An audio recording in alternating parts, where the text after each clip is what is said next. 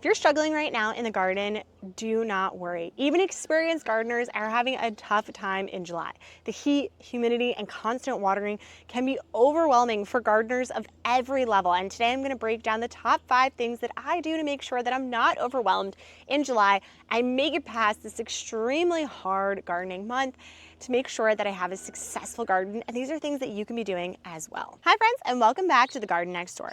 Tip number 1 is to water deeply, but not daily. If you're out in the garden watering in the middle of the day, every single day, it's gonna be really hot and a struggle for anyone to be able to make it through the entire month of July. So my number 1 tip here, if you take anything from this video, is this one. What you wanna actually be doing is watering early in the morning before the heat of the day starts to come down. This can oftentimes be before 9 a.m. So it can be a little bit early, or you can do it in the afternoon, usually around after 4 p.m. 4 p.m. being the earliest, because you don't want the heat of the day to be there and just evaporate all of the water, or if you water any of the plants, burn the plants from the water. So what I suggest doing is actually watering the plants at the root of the plant, and water a nice deep watering. You should not just be sitting on the water for a second or two. You want to be at each plant for 5, 10, 15 seconds, really getting a nice deep watering in.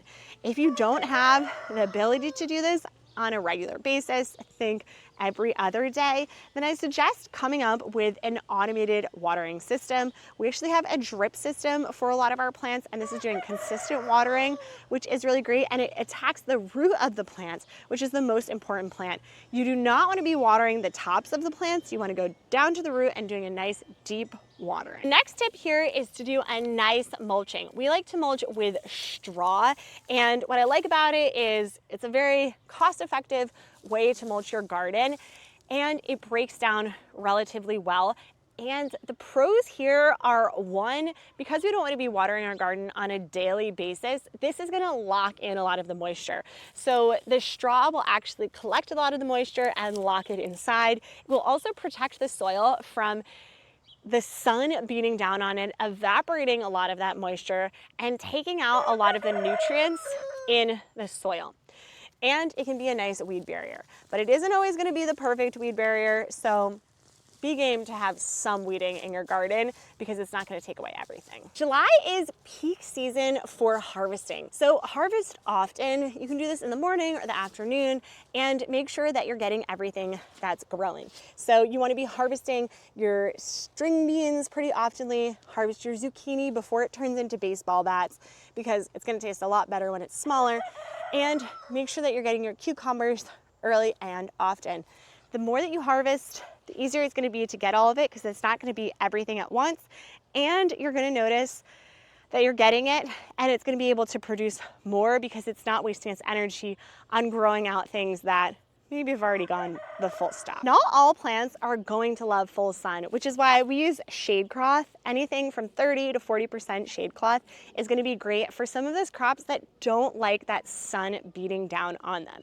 So think about the crops that you have, which ones actually like it and not. And make sure if you're doing any propagation, replanting, or adding new plants to your garden, you're providing a nice shady area for them to really root well before the sun beats down on them. The last thing to think about in July is the future. Now, if you want to continue to be gardening into the fall, you need to start now. Think about starting crops like broccoli, cabbage, cauliflower, kale, Swiss chard, and Brussels sprouts that are more cold-loving crops, and then you'll be able to grow into a much larger end of the season.